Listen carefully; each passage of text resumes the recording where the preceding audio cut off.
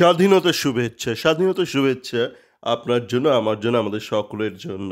একটা ইস্টবেঙ্গল সংক্রান্ত কিন্তু একটা জেনারেল বিষয়, একটা ছোট্ট একটা অডিও। তো আজকে স্বাধীনতা দিবস, ভারতের স্বাধীনতা দিবস। তাই জন্য আমাদের সকল ভারতবাসীকে জানাই শুভেচ্ছা। কিন্তু আমার মনে হয় ভারত তো স্বাধীন হয়ে গেছে অনেক আগে। ১৯৪৭ সালে অন্তত রাজনৈতিকভাবে তো স্বাধীন হয়ে গেছি। অন্যান্য ব্যাপারে যাচ্ছি না এই মুহূর্তে। কিন্তু আপনি স্বাধীন হয়েছেন কি? মানে আপনার চিন্তাধারা, আপনার কর্মকাণ্ডে কি স্বাধীনতা এসছে? যদি না এসে থাকে একটু আনার চেষ্টা করুন। তো কিছু তথ্য নিয়ে একটু আলোচনা করব, কিছু প্রশ্ন নিয়ে আলোচনা করব। যেইগুলোর ফলস্বরূপ হয়তো আপনার মধ্যে কিছুটা হয়তো বাড়তি স্বাধীনতা এলেও আসতে পারে। তো প্রথমে আসি আজকে ১৫ই আগস্ট। ১৫ই আগস্ট ভারতের স্বাধীনতা দিবস। না শুধু ভারতের স্বাধীনতা দিবস নয়, আরও কিছু দেশের স্বাধীনতা দিবস। কোন দেশের? দক্ষিণ Korea, North Korea, Bahrain, Republic of Congo আর লিচেনস্টাইন। তো এক কটা দেখা যাচ্ছে ১টা, ২টো, ৩টে, ৪টে, ৫টা এবং ভারত নিয়ে ৬টা দেশে। ৬টা দেশে ১৫ই আগস্ট স্বাধীনতা দিবস। আর একটা ক্লাবেরও একটা ফাউন্ডেশন ডে, মোহনবাগানের ফাউন্ডেশন ডে আজকে ১৫ই আগস্ট। তো বাবা, মোহনবাগানের একটা ভারতের স্বাধীনতা দিবসে ফাউন্ডেশন আছে, খুব ভালো ব্যাপার। না একটুখানি সমস্যা আছে। ভারত ১৯৪৭ সালে ফাউন্ডেশন স্বাধীনতা পেয়েছিল। আর মোহনবাগানের 1889 মানে ভারত স্বাধীন হওয়ার অনেক আগে ১৫ই আগস্ট। এখন ১৫ই আগস্টে হঠাৎ কেন ১৫ই আগস্ট? দেখুন, ১৫ই আগস্টে আজকে আমার ছুটি। আপনারা যদি কোনো ইউরোপিয়ান দেশে থাকেন বা পাশ্চাত্য দেশে যেখানে ক্যাথলিক ধর্মের একটা প্রাধান্য রয়েছে, তো আজকে আপনার আশা করি ছুটি। কেন? আজকে হচ্ছে অ্যাজাম্পশন ডে। অ্যাজাম্পশন ডে মানে এটা কি? আজকের দিনে ১৫ই আগস্টে যীশুখ্রিস্টের যে মাতা ভার্জিন মেরি, সে স্বর্গে গমন করে, মানে ইহলোক থেকে পরলোকে বা স্বর্গলোকে উনি আজকে গমন করেন। তো আজকের দিনটা কিন্তু খ্রিশ্চান ধর্মে একটা বিশেষ দিন। তো জানি না সেই কারণেই এই ৬টা দেশকে স্বাধীনতা এই দিনেই জন্যই মানে দেওয়া হয়েছে কিনা জানি না। কিন্তু মোহনবাগান ক্লাবটা কেন এই ১৫ই আগস্টে ফাউন্ডেশন হয়েছে সেটাও জানি না। মানে আমরা তো সাধারণত দেখুন, কোনো ভালো কাজ করতে গেলে অনেকে আমরা পুঁজি দেখি, কিন্তু মোহনবাগান যখন ফাউন্ডেশন হয়েছে তখন একাধিক ক্লাব কিন্তু তখন গড়ের মাঠে ওই আশপাশে ওই সময় ফাউন্ডেড হয়েছে এবং সেখানে অনেকটা মানে ইংরেজদের একটা হাত ছিল অনেক ক্লাবের ক্ষেত্রে। মোহনবাগানের ক্ষেত্রে কী ছিল আমি ঠিক জানি না, কিন্তু এই ১৫ই আগস্টে যে দিনটা চয়ন করা হয়েছে, সেটা কেন হচ্ছে সেটাও জানি না। হয়তো সেই কারণে হয়তো মোহনবাগান এই দিনটাকে খুব একটা বেশি প্রাধান্য দেয় না। ওরা যখন সেলিব্রেট করে ওই ১৯১১-এর ওই ওই কী তারিখটা, ১৯শে এপ্রিল না কি একটা, জুলাই কি একটা যেন তারিখ, সেটাকে ওরা বেশি উদযাপন করে। ১৫ই আগস্টের ব্যাপারটা একটু ধামাচাপা দিয়ে রাখে। তো আসা যাক যে লজিক্যাল মাইন্ড, এইসব থিঙ্কিংয়ে দেখুন কি বলবো, মানে কালকে একটা ইস্ট বেঙ্গল ফ্যান, তার পরীক্ষা রয়েছে, সে তবুও গিয়েছিল খেলা দেখতে। খেলা দেখে এসে বলছে, দাদা কি বলবো তোমাকে, এই ডেভিডকে দিয়ে চলবে না, ওই দেবজিৎকে এখন থেকে কেউ কলকাতা ফুটবল লিগ খেলাতে শুরু করে দিক। আমি বললাম, ডেভিডকে নিয়ে যখন হইচই শুরু করেছিল ইস্টবেঙ্গল ফ্যানরা অনেক আগে, যখন হইচই শুরু করেছিল, আমরা ডেভিডকে পেয়ে গেলাম, নিতুদা ডেভিডকে আনছে, সবাই বলছে ডেভিড সই হয়ে গেছে, এই সবাই বলছে ২-৩ বছর। আমি বললাম, ভাই দেখো, আমি ডেভিডের খেলা যতটুকু দেখেছি আমার দেখে মনে হয়েছে ওর মধ্যে নাম্বার 9 মেটেরিয়ালটা নেই। তো নেই, কী করা যেতে পারে ভাই? নেই। একাধিক কারণে, টেকনিক্যাল কারণে, সেগুলো আমি আগে বলেছি। তো এখন উপলব্ধি হয়েছে। আ যা হয় আর কি, আপনি যদি মানে মানে স্বাধীনভাবে না ভাবনা চিন্তা করেন, যদি জনজোয়ারে নিজেকে হাঁটাতে থাকেন, নিজের মাথাটাকে হাঁটাতে থাকেন বা মাথাটাকে আপনি ঘুম পাড়িয়ে দেন এবং জনজোয়ারে আপনি মানে চলতে থাকেন, তাহলে আপনি কিন্তু এক প্রকার পরাধীন ব্যক্তি। আপনি জনজোয়ারেই চলছেন, আপনার মধ্যে স্বাধীনতাটা নেই। আপনার দেশ স্বাধীন, আপনি স্বাধীন নন, আপনার মনটা স্বাধীন নয়। যেমন কালকে দেখছি হঠাৎ করে নিতুবাবু খুব রেগে গেছে, মানে অতটা ব্যাপারটা স্পষ্ট নয়, কিন্তু আপনার মধ্যে একটু বোধ বুদ্ধি থাকলে আমি বুঝতে পারবেন। নিতুবাবু প্রথমে বলছে যে এই টিমটাকে আরও প্র্যাকটিস ম্যাচ খেলা উচিত ছিল। মানে কালকের ম্যাচের পর বলছে আরও একটু প্র্যাকটিস ম্যাচ খেলা উচিত ছিল। তো উচিত ছিল মানে বুঝতে পারছি যে মানে প্র্যাকটিস ম্যাচ যে খেলানো হয়নি, সেই অভিযোগের তীরটা কার দিকে? কোচের দিকে কি? সেটাই আমরা ধরে নিতে পারি, তাই তো?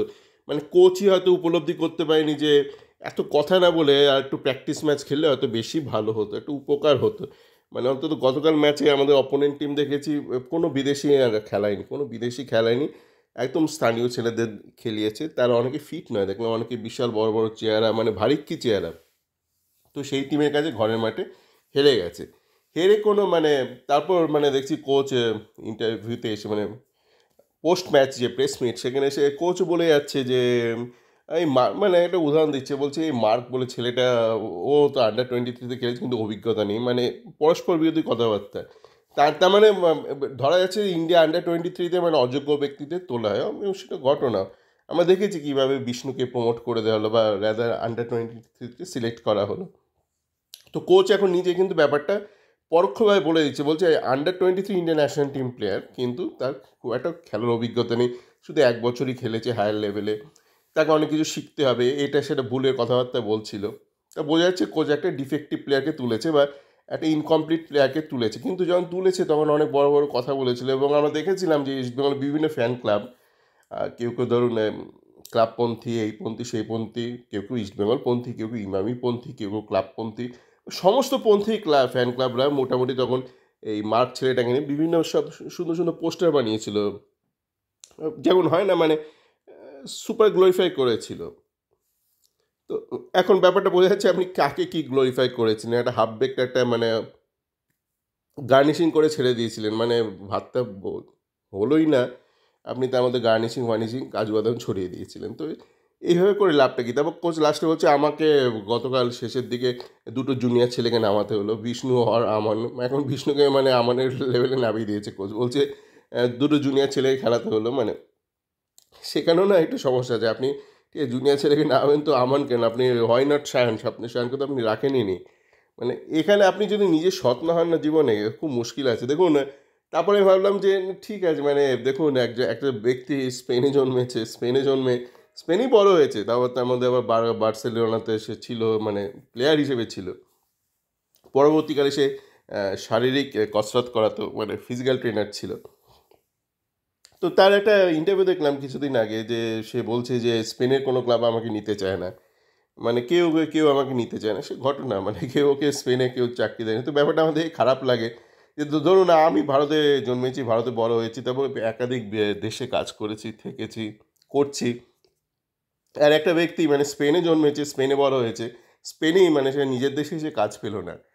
তো ঠিক আছে সেক্ষেত্রে তো এরকমই হবে মানে ওরকম ব্যক্তি তো এরকম কাজই করবে যে এরকম আমানকে নামিয়ে দেবে, তারপর বলে আমার না এরকম জুনিয়র ছেলে খেলাতে বাধ্য হয়েছি।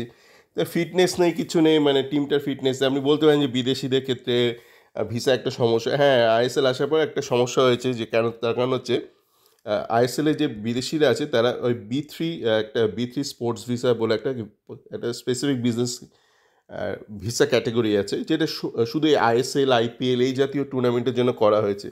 আমি ডিটেলসটা জানি না, অবশ্যই তাতে কিছু এক্সট্রা কিছু হয়তো ট্যাক্সেশন ফেসিলিটি আছে, রিবেট টিবেট ছাড়টার। তা আমার মনে হয় একটা সময় এসছে যে এই ছ্যাবলামি থেকে বেরিয়ে আসার, যে বিদেশি মানে কেন আগে একটা সময় ছিল যখন শুরু হয়েছিল পাবলিক তো ওরকমই না, আইএসএল যখন শুরু হয়েছিল তখন ওটা 2-3 মাসের একটা খেপ টুর্নামেন্ট ছিল। তো এখন তো আইএসএল একটা রেগুলারাইজড হয়ে গেছে টুর্নামেন্ট, তো এখন মনে হয় বিজনেস ভিসাটা যে বিদেশিদের ক্ষেত্রে সেটাকেও রেগুলারাইজ করে দেওয়া উচিত। ওইটা আইএসএল স্পেসিফিক ওই বি3 স্পোর্টস ভিসা ক্যাটাগরি করে ওই অ্যানুয়াল দিতে হবে, এটার থেকে বেরিয়ে আসা উচিত। মানে বেসিক কাজগুলো একটু ঠিকঠাক করতে হবে ভারতে, নয়তো কিন্তু ভারত ওই তৃতীয় বিশ্ব হয়েই থাকবে। হ্যাঁ, তৃতীয় বিশ্ব হয়েই থাকবে। পাবলিকের হুজুকের মতন কখনো ওই মানে গণেশ দুধ খায় বলে বেরিয়ে পড়বে, কখনো আমাদের রাত্রি ফিরিয়ে দাও বলে বেরিয়ে পড়বে, পুরোটাই হুজুকে মানে যুক্তি তর্ক কিচ্ছু নেই, মানে যুক্তি তর্ক গপ্প বলে গেছে বহু আগে ঋত্বিক ঘটক। আমাদের জীবনে যুক্তিতর্ক গপ্প শুধু গপ্প আছে আর গুল গপ্প আছে, যুক্তিতর্ক কিছুই নেই। তো এখন কিন্তু সময় এসছে বেসিকগুলো ঠিক করা। একাধিক বেসিক্সে দেখুন যে কোনো তৃতীয় বিশ্বে বেসিক্স অনেক গণ্ডগোল থাকবে যে কোনো বিষয়ে।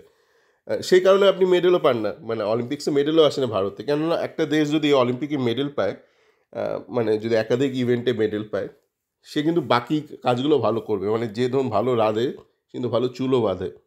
তো একটা দেশ যদি ভালো মানে বিভিন্ন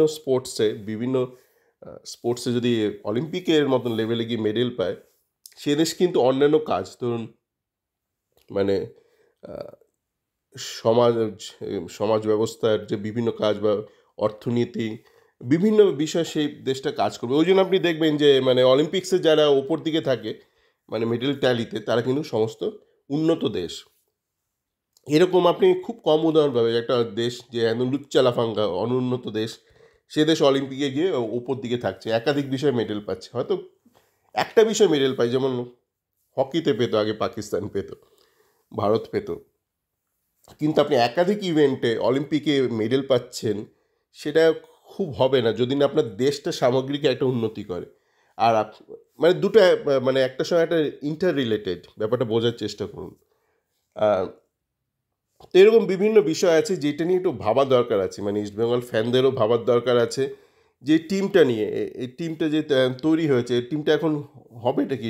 টিমে একাধিক গলদ আছে। যেমন কালকে অনেকেই বলছে, আজকে খবরের কাগজে পড়ছিলাম, আজকাল খবরের কাগজগুলো পড়ে আগে আমি শেয়ার করতাম, এখন এত ভুলভাল লেখা হয় যে শেয়ার করতে ইচ্ছা করে না, মানে টুইটার ফোরামে বলছে ডিফেন্স খারাপ। দেখুন, একটা টিমের ডিফেন্ডার আর ডিফেন্স দুটো আলাদা জিনিস।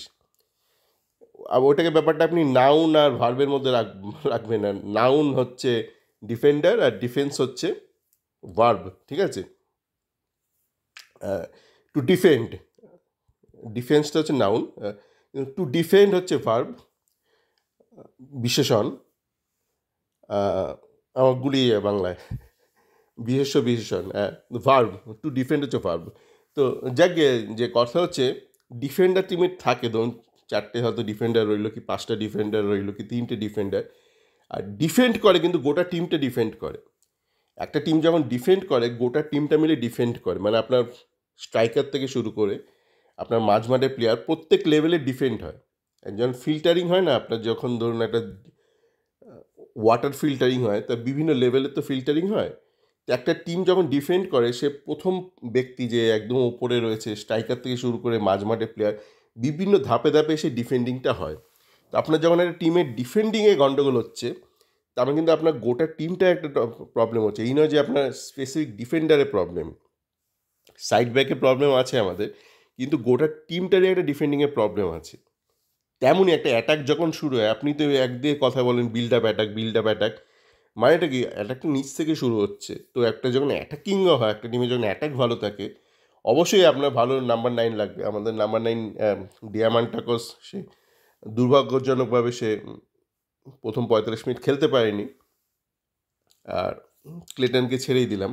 তো অ্যাটাকটাও কিন্তু একদম নিচ থেকে শুরু হয়। তো অ্যাটাকেও যখন হচ্ছে না, বুঝবেন আপনার টিমের নাম্বার 9ও হয়তো ভালো নেই, প্লাস আপনার বাকি জিনিসগুলো হয়তো একটু গণ্ডগোল আছে। তো এই ব্যাপারটা একটু বোঝা দরকার, মানে একটা যারা সাধারণ ফ্যান তো বুঝবেই না, কিন্তু যখন একটা সাংবাদিকরা লেখে এই টিমের ডিফেন্ডাররা ভালো নয়, একটা গণ্ডগোল আছে। আপনার ডিফেন্ডিংটা কিন্তু গোটা টিম মিলে করে, সেখানে একটা প্রবলেম আছে, এটা এখন আপনাকে জানতে হবে। আর কি অনেকে বলছে যে মানে কোচে আর একটু সাহস দেখালে পারতো, বিভিন্ন লোক বলছে, মানে শুধু সাধারণ ফ্যান নয়, আমি দেখলাম বিভিন্ন এক্স প্লেয়াররাও বলছে। এক্স প্লেয়ারদের নিয়ে একটা জিনিস বোঝা দরকার আছে, এক্স প্লেয়ার মানে যে সে ভালো সমস্ত বিষয় তা কিন্তু নয়। ইস্টবেঙ্গলের এক্স প্লেয়াররা ম্যাক্সিমাম খাঁজা অ্যাডমিনিস্ট্রেশনে, ম্যাক্সিমাম যাদেরকে অ্যাক্টিভ দেখেন তারা কিন্তু অ্যাডমিনিস্ট্রেটিভলি তারা টোটাল খাঁজা পাবলিক। তাদেরকে বেসিক্যালি রেখেছে মানে নিতু নিজের হয়ে কথা বলানোর জন্য, ওকালতি করার জন্য, ওকালতি শব্দটা আছে না, ঠিক ওকালতি করার জন্য। আর তারা কোনোদিন সত্যি কথাটা বলেও না, সত্যি কথাটা আদৌ জানে কিনা আমি জানি না, আর জানলে অন্তত তারা মানে মিডিয়ার সামনে বলে না। হয়তো ভয় পায় যে যদি বলি তাহলে হয়তো নিতু ডাকবে না, হয়তো একটা যে সুন্দর একটা একটা সময় কাটে, আমরা বিভিন্ন ইভেন্টে আমাদের ডাকে, হয়তো ডাকবে না, সেই ভয়টাও কাজ করে থাকতে পারে। কিন্তু আখেরে কিন্তু মানে তাতে করে কি হয়, হয়তো নিতুভাবে আমার সামনে একটা একটা ডিফেন্ডের একটা শিল্ড রয়েছে এক্স প্লেয়ারদের, তা আখেরে কেউ বলছে না নিতুকে, নিতুবাবু আপনারা কিন্তু প্যান্টটা খুলে যাচ্ছে, ক্লাবটাকে আপনি ঝুলিয়ে দিচ্ছেন। এই ব্যাপারটা হবে বছরের পর বছর, ইস্টবেঙ্গল বাজে করবে ন্যাশনাল লেভেলে, আর ওই নিতুবাবু এইসব করে বেড়াবে।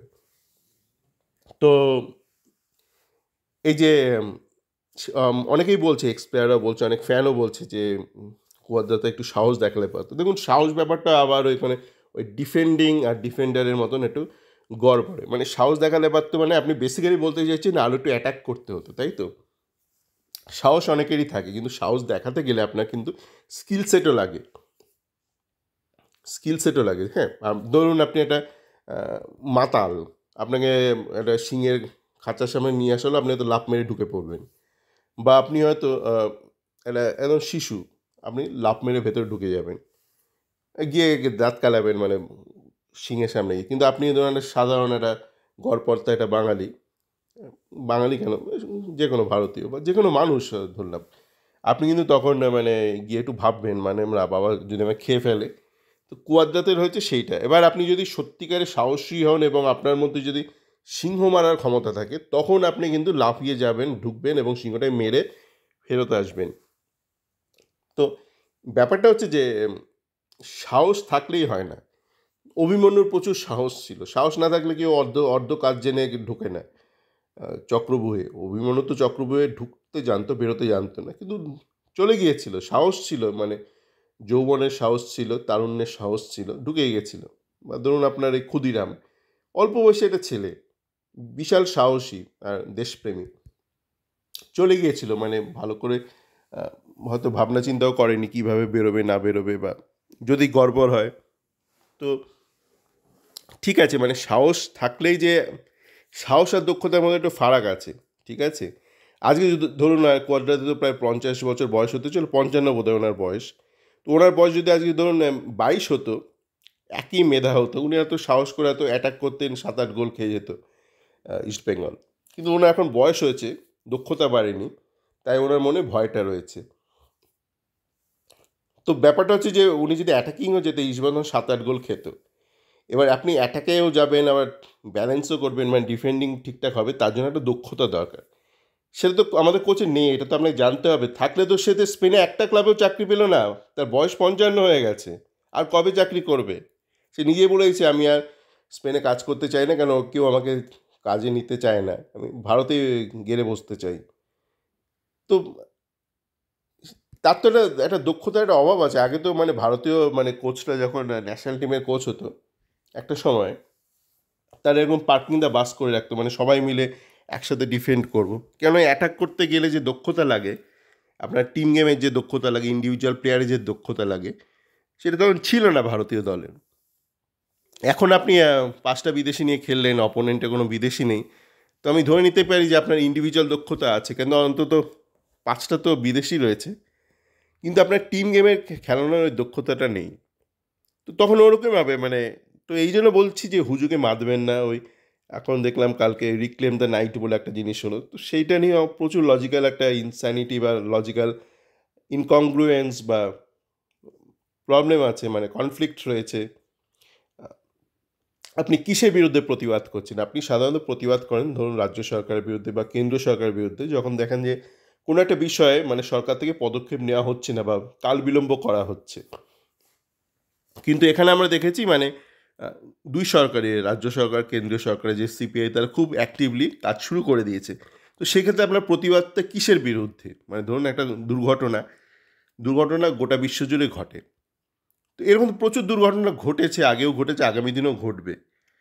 তো একটা দুর্ঘটনা নিয়ে কিন্তু একটা পুরো সিস্টেমকে ডিফাইন করা যায় না। কিন্তু এই হুজুগে বাঙালি একবার ওই গণেশের দুধ খাওয়া নিয়ে, জানি না আপনারা তখন জন্মেছিলেন, কে জন্মেছিলেন। ওরকম প্রায় ২৪ ঘন্টা ৪৮ ঘন্টা এটা চলেছিল। সবাই গিয়ে গণেশকে দুধ ঢালছিল। শিবে গণেশকে গিয়ে দুধ খাওয়াচ্ছিল। ওইটা পরবর্তী কালে জানা গেছে ওইটা ওই একটা ফিজিক্সের ব্যাপার। তো এই এরকম প্রচুর ব্যাপার আছে যে বলছে আবার রিক্লেম দ্য নাইট, মানে রিক্লেম মানে আপনার কিছু একটা ছিল, আপনি এটা খুইয়ে ফেলেছেন। মানে কবে ছিল সেটা তাহলে বলতে হবে। মানে আপনি কোন নাইটটার কথা বলছিলেন, যে নাইটটা এই আজকের দিনে দাঁড়িয়ে আপনি হারিয়ে ফেলেছেন, হঠাৎ করে আপনি হারিয়ে ফেলেছেন। রিক্লেম শব্দটা তো তখনই বলা হয় না, আমরা একটা রিক্লেম দ্য ল্যান্ড, মানে একটা ল্যান্ড আমার ছিল, আমার না থাকলে আমার বাবার হয়তো ছিল, আমার ঠাকুরদার ছিল, সেটা আমি ফেরত পেতে চাই। সেরকম একটা নাইট আপনি বলতে হবে যে আপনি কোন সালের সেই নাইটটার কথা, সেই পরিবেশটার কথা যেটা আপনি ফেরত পেতে চান। এরকম প্রচুর লজিক্যাল ইনস্যানিটি আছে। তো এইটা কিন্তু একটা সামাজিক ব্যাধি, এবং তৃতীয় বিশ্বের ব্যাধিটা আরও প্রকট। এমন নয় যে মানে প্রথম বিশ্বে নেই, প্রথম বিশ্বেও আছে। মানে সাধারণ পাবলিক মোটামুটি সব দেশে একটু হুজুগে পাবলিক হয়, একটু মোটা দাগের হয়। তো এই বলার ছিল, আশা করি মানে আপনাদের মধ্যে স্বাধীনতা আসবে, মানে ব্যক্তি লেভেলে স্বাধীনতা আসবে। Independence in your thought process, আপনার চিন্তাধারায় স্বাধীনতা আসবে, আপনার বক্তব্যের স্বাধীনতা আসবে, আপনার প্রশ্ন করার ক্ষমতায় স্বাধীনতা আসবে। সকলে ভালো থাকবেন।